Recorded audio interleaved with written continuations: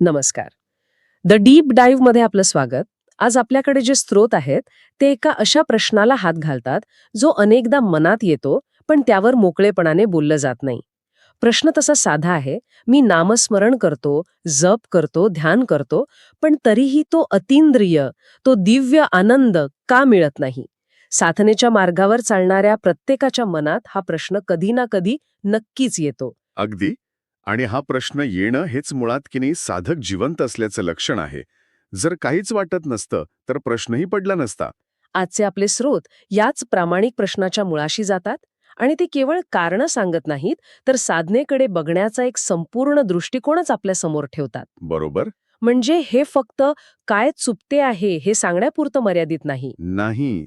तर ते नेमकं काय आहे ज्याचा आपण शोध घेत आहोत हे सुद्धा उलगडून दाखवतात. चला तर मग या स्रोतांच्या आधारे या प्रवासाला सुरुवात करूया. नक्कीच.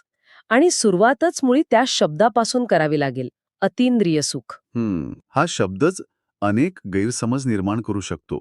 स्रोत सांगतात की या सुखाचा अर्थ जोवर स्पष्ट होत नाही तोवर ते का मिळत नाही हे समजणं जवळजवळ अशक्य आहे. हे महत्वाचे आहे, कारण आपण ज्या गोष्टीचा शोध घेतोय ती नेमकी काय आहे हेच माहीत नसेल तर. शोध भरकटू शकतो. अगदी. तर ह्या स्रोतांनुसार हे अतींद्रिय सुख म्हणजे नेमकं काय? स्रोत याची व्याख्याच इंद्रियांपलीकडचा आनंद अशी करतात. इंद्रियांपलीकडचा. हो, म्हणजे हा आनंद डोळ्यांना दिसणाऱ्या दृश्यात नाही, कानाने ऐकू येणाऱ्या संगीतात नाही किंवा जिभेने चखलेल्या पदार्थातही नाही. तो मनाच्या कल्पनेच्याही पलीकडचा आहे. हे समजावण्यासाठी एक खूप सोपा पण प्रभावी दृष्टांत दिला आहे साखरेचा. साखरेचा? ते कसं? समजा ज्याने आयुष्यात कधीच साखर चाखली नाही अशा व्यक्तीला आपण साखरेबद्दल सांगतोय. आपण म्हणू, साखर गोड असते. तो विचारेल, गोड म्हणजे काय? मधासारखी की फळांसारखी? आपण कितीही वर्णन केलं, कितीही उपमा दिल्या, तरी गोडी या शब्दाचा खरा अर्थ त्याला कळेल का? नाही. शब्दांनी फक्त एक कल्पना येईल पण अनुभव नाही. त्याला स्वतः ती साखर चाखावीच लागेल. अगदी. हाच मुद्दा आहे. अतींद्रिय सुख ही ती साखरेची गोडी आहे. ग्रंथ, गुरु, प्रवचन हे सर्व त्या गोडीकडे बोट दाखवणारे शब्द आहेत. ते दिशा दाखवू शकतात, पण अनुभव नाही देऊ शकत. बरोबर. तो अनुभव पूर्णपणे वैयक्तिक आणि प्रत्यक्ष असतो. तो कुणाकडून उसने घेता येत नाही किंवा कुणाला देताही येत नाही. पण इथे एक अडचण आहे. जर हे सुख शब्दांत सांगताच येत नाही, तर मग गुरु किंवा ग्रंथ आपल्याला मार्ग कसा दाखवू शकतात? हं, ते तर शब्दांचाच वापर करतात.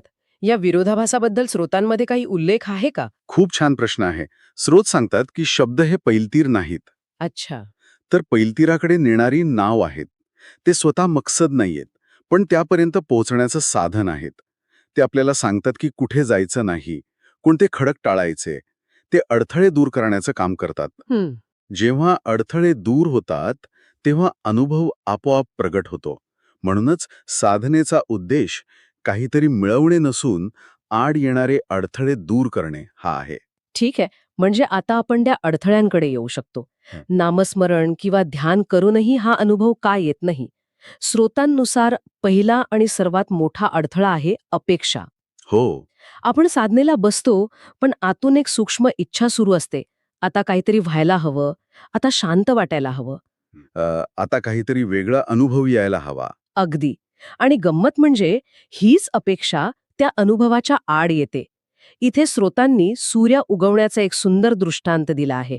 समजा एखादा माणूस पहाटे उठून आकाशाकडे बघत म्हणतो, हे सूर्या, लवकर उगव, मला तुझा प्रकाश हवा आहे. हं. त्याच्या ओरडण्याने किंवा अपेक्षा करण्याने सूर्य लवकर उगवेल का? नाही, अजिबात नाही.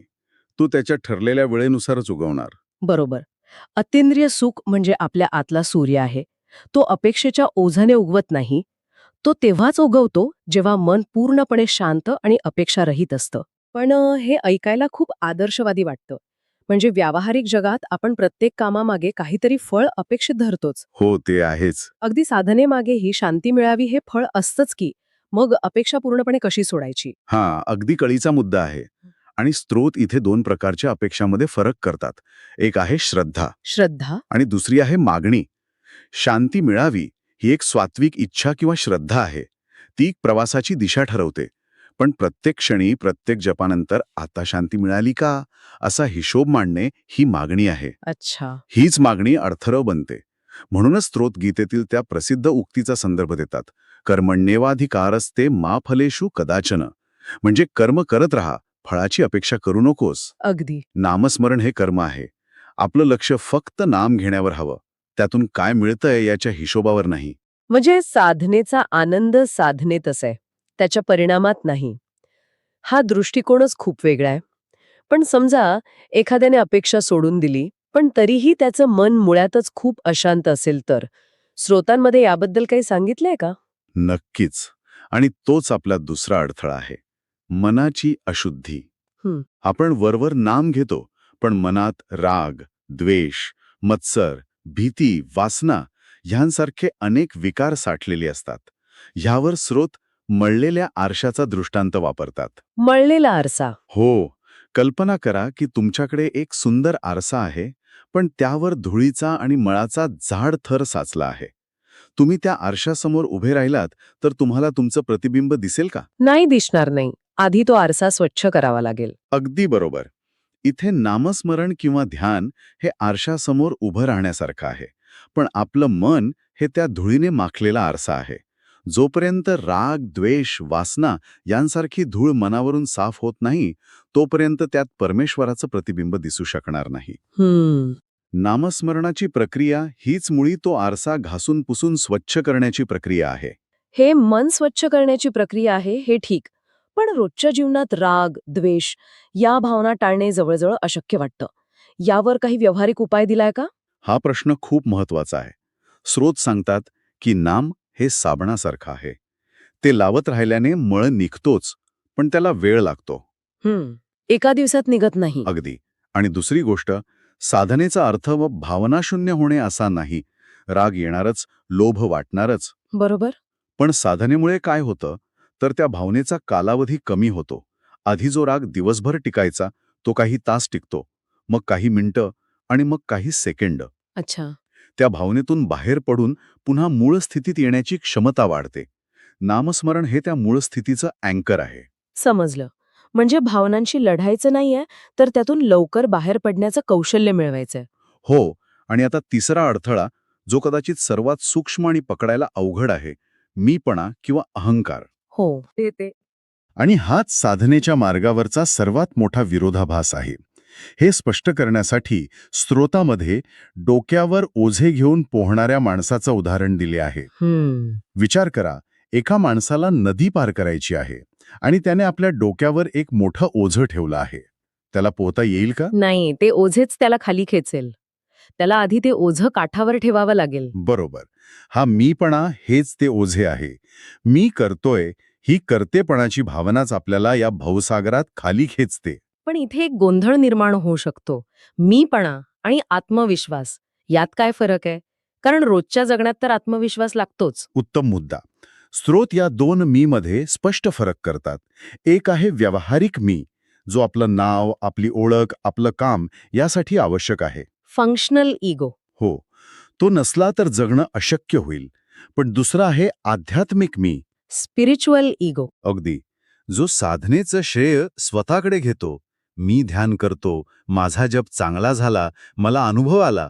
हा मी खूप धोकादायक आहे, कारण तो साधनेलाच स्वतःला मोठं करण्याचं साधन बनवतो.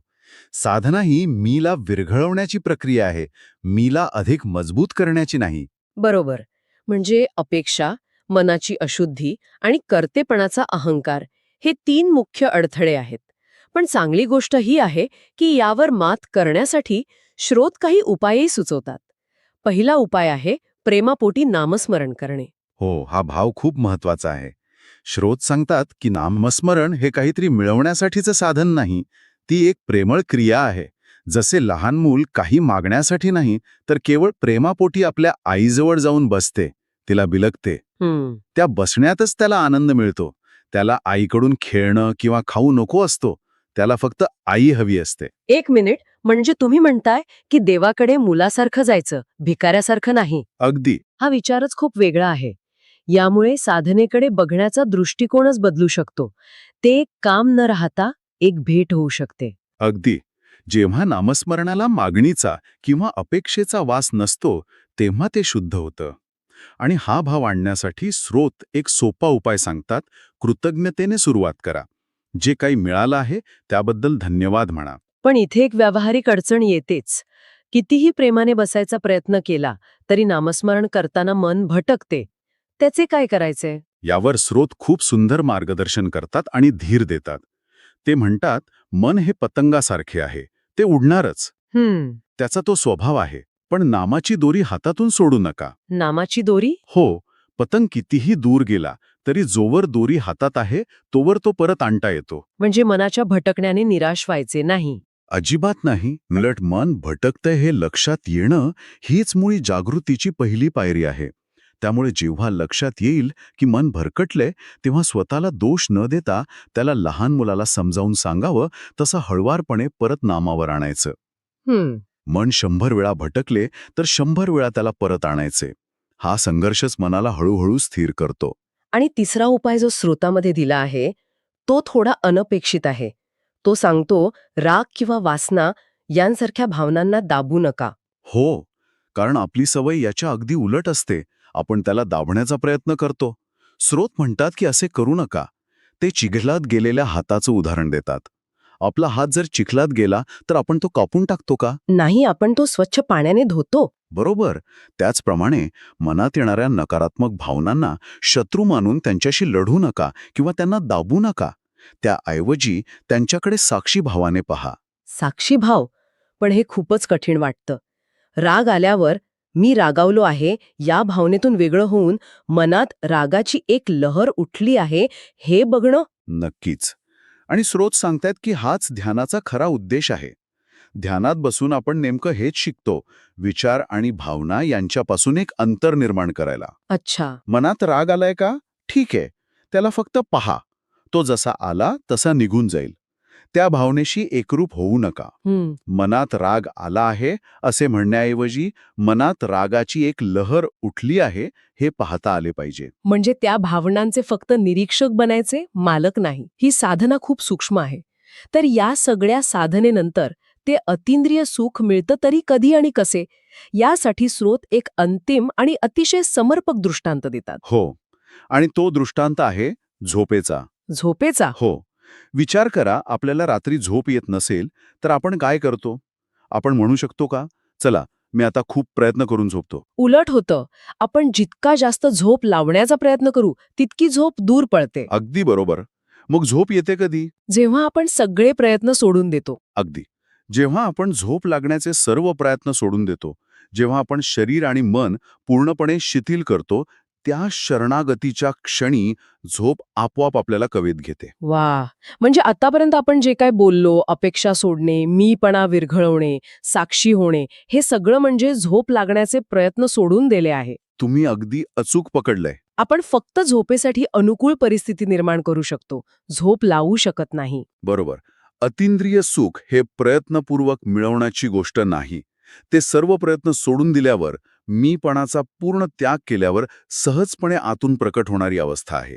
ती साधनेचा परिणाम आहे, पण ती प्रयत्नांची मिळकत नाही. तर या संपूर्ण चर्चेचा आणि या स्रोतांचा सार असा आहे की नामस्मरण म्हणजे काहीतरी मिळवणे नाही, तर स्वतःला, त्या छोट्या मीला विसरणे आहे. अगदी. ज्या दिवशी साधकाच्या आतला मी करता विरघळून जातो त्या दिवशी आनंदरूपी फूल आपोआप उमलते. हे अगदी खरे आहे. साधना ही मी कडून तू कडे किंवा त्याकडे केलेला प्रवास आहे. जेव्हा मी उरत नाही तेव्हा जे काही उरतं तेच अतींद्रिय सुख आहे. ते आपलं मूळ स्वरूपच आहे, ज्यावर आपण अपेक्षा, विकार आणि अहंकाराची चादर पांघरलेली आहे. साधना म्हणजे फक्त ती चादर हळूवारपणे बाजूला सारणे. या स्रोतांच्या आधारावर झालेली ही चर्चा खूप काही शिकवून जाते आणि या चर्चेचा शेवट एका महत्त्वाच्या विचाराने करता येईल, जो या सगळ्या चर्चेतूनच स्वाभाविकपणे पुढे येतो. नक्कीच. आपण पाहिलं की मीपणाचं ओझं टाकून दिल्याशिवाय नदी पार करता येत नाही. स्वतःला विसरणे हेच साधनेचं अंतिम ध्येय आहे. पण इथेच एक मोठा विरोधाभास दडलेला आहे. जेव्हा मी स्वतःला विसरण्याचा प्रयत्न करतो तेव्हा तो मी तर तिथे हजरच असतो. अगदी बरोबर. कर्ता भावाने केलेला कोणताही प्रयत्न मीलाच बळकट करतो. मग या चक्रातून, या विरोधाभासातून मार्ग कसा काढायचा, हा विचार आपण श्रोत्यांसाठी सोडून देऊया.